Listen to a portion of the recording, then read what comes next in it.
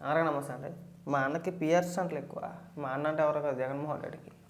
ఏదైనా ఒక సీరియస్గా ఒక అంశం పైన చర్చ జరుగుతూ ఉంటే దాన్ని డైవర్ట్ చేయడానికి కొన్ని స్టంట్లు చేస్తూ ఉంటాడు. నిన్న చెన్నైలోని ఒక పెళ్ళికి వెళ్ళాడు. ఆ పెళ్ళికి చాలామంది ప్రముఖులు వచ్చారు.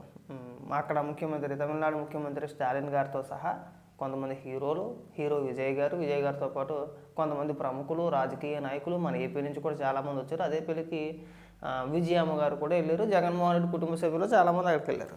అయితే ఇక్కడ చూడండి, ఇక్కడ వివాహ వేడుకలో ఒకే వేదికపై సీఎం స్టాలిన్, జగన్, విజయ్. అలాగే మీకు ఇంకొక తమిళ చెప్తా చూడండి, వీళ్ళు ఎలివేషన్ అనమాట. జననాయకుడు జగన్తో జననాయకన్ విజయ్. మీకేమైనా సిగ్గేమన్నా అనిపిస్తుందిరా అసలు? ఒక పక్క రాష్ట్రం అట్టడిగిపోతుంటే తిరుమల లడ్డు వ్యవహారం గురించి రాష్ట్ర వ్యాప్తంగా భక్తులందరూ కూడా మీ ముఖాన్ని తుప్పుకుని ఉమ్మేస్తుంటే, నేషనల్ మీడియా మొత్తం కూడా మిమ్మల్ని ఏకి పారేస్తుంటే మీరు ఇక్కడ ఈ పిచ్చి పిచ్చి ఎలివేషన్లు అంటే మాకు అర్థం కావట్లా.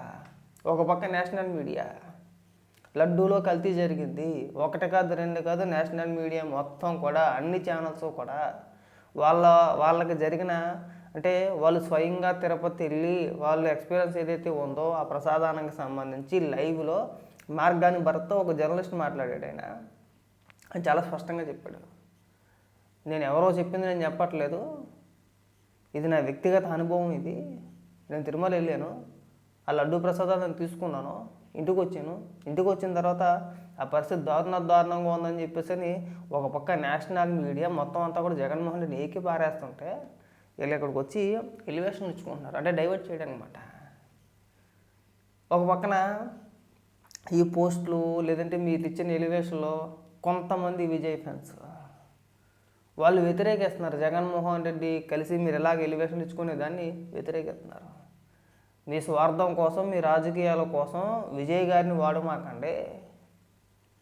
ఆ ఫోటోలు మీరు వైరల్ చేసి మీరేదో లబ్ధి పొందాలనో, మీరేదో వైరల్ అవ్వాలనో, మీరేదో పేరు సంపాదించుకోవాలనే ప్రయత్నం చేయమాకండి. చాలా చిరాగ్గా ఉంది. విజయ్ గారు మీలాంటి అవినీతి పరుల పంచన ఆయన చేరడు, ఆయనకు ఒక క్రెడిబిలిటీ ఉందని చెప్పి ఒక పక్కన విజయ్ గారి ఫ్యాన్స్ కొంతమంది ఉంటారు కదా, మన తెలుగులో కూడా ఉన్నారు కదా చాలామంది, వాళ్ళు ట్రోల్ చేస్తున్నారు. మీరేమో సిగ్గు లేకుండా ఇక్కడికి వచ్చి ఆయన ఇమేజ్ని మీరు వాడుకుంటూ మీరు ఏదో క్రెడిట్ దుబ్బేరనే ప్రయత్నాలు చేస్తున్నారు. డైవర్ట్ చేసే ప్రయత్నాలు మాత్రమే ఇవన్నీ కూడా. కేవలం ఈ లడ్డు వ్యవహారాన్ని డైవర్ట్ చేయడానికి నిన్న సడన్గా ఒక వివాహం అని చెప్పేసి పేరుతో, వివాహమే లేదు కాదని అనట్లేదు, కానీ అక్కడ వచ్చిన ఫోటోలు ఇంకెప్పుడు కూడా జరగనట్టుగా దాని మీద డిబేట్లు పెట్టిన సంస్కృతి ఎక్కడ చూసారా మీరు? ఇప్పుడు చాలామంది వచ్చారు ప్రముఖులు, స్టాలిన్ గారిని కలిసాడు, లేదంటే కొంతమంది రాజకీయ నాయకులను కలిసాడు, ఇంకా చాలామందిని కలిసాడు.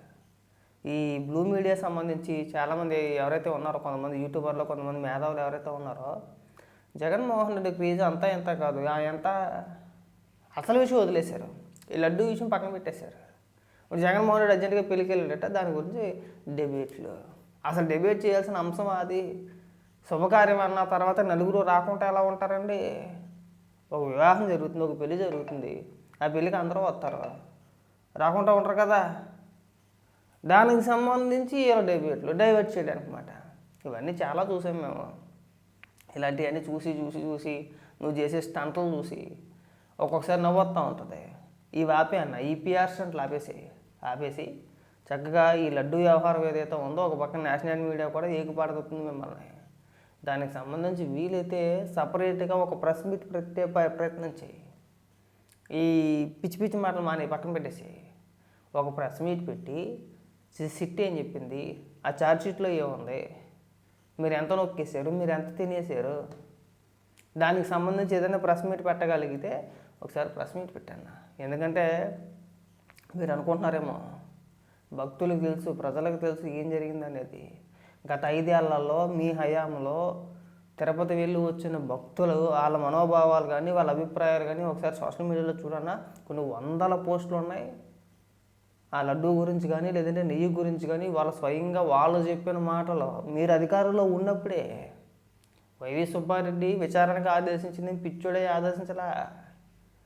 ఆ భక్తుల నుంచి వచ్చే ఆ వ్యతిరేకతను దృష్టిలో పెట్టుకొని ఆ రోజున విచారణకు ఆదేశించి ఆ లడ్డూ శాంపుల్ ఆ నెయ్యి శాంపిల్స్ ఏవైతే ఉన్నాయో వాటిని టెస్ట్ చేయాలని చెప్పేసి పంపించారు. ఆ రిపోర్ట్లో కూడా కల్తీ అనేది తేలింది. దానికి సమాధానం చెప్పట్లా. సాక్షి కావచ్చు, ఎన్టీవీ కావచ్చు, లేదంటే ఆ TV9 కావచ్చు, ఇంకోటి కావచ్చు, మా పేటీఎం మేధావులు కావచ్చు, మా గుడి మేధావు కావచ్చు, ఇంకా చాలామంది అందరూ కూడా ఇక్కడ జగన్మోహన్ రెడ్డి క్రేజ్ గురించి మాట్లాడుతున్నాడు. దేంట్లో క్రేజ్ నాకు అర్థం కావట్లా. ఇప్పుడు విజయ్ గారు సినిమా హీరో, ఆయనకుండే క్రేజ్ ఆయనకు ఉంటుంది. జగన్మోహన్ రెడ్డి ఎందులో క్రేజు? తండ్రి అధికారంలో ఉండగా 1000 కోట్ల రూపాయలతో వేసాడు, 16 నెలలు జైల్లో ఉన్నాడు. ఈ జగన్మోహన్ రెడ్డి ఏదో కర్మకాలి, మా అదృష్టం బాగోక మా కర్మ కాలిపోయి ఆంధ్రప్రదేశ్కి ముఖ్యమంత్రి అయ్యాడు. చాలా అంశాలు అనుకూలించినాయి అప్పట్లో. బాబాయ్ మటర్ కావచ్చు, లేదంటే పింక్ డైమండ్ అని చెప్పేసి, లేదంటే ఇంకోటి ఈ అన్ని అంశాలు కూడా కలిసి వచ్చేసి ముఖ్యమంత్రి అయ్యాడు అదృష్టం కొలిది. అంతకుమించి ఏమీ లేదు. ఒక ఆర్థిక ఉగ్రవాదిని ఎవడండి గుడ్డుగా సమర్థించేది? సిగ్గుసేర లేకపోతే మీకు. మనం సమర్థించడానికైనా సరే కాస్త ఇంగిత జ్ఞానం అనేది మనకైనా ఉండాలి. ఏమో అడ్డగోలు సమర్థన ఇదంతా కూడా. ఇంకెప్పుడు ఇలాంటి పిచ్చి ఎలివేషన్లు గట్టా ఇవ్వమాకండి. చాలా చిరాగ్గా, చాలా ఇబ్బెట్టిగా ఉంది.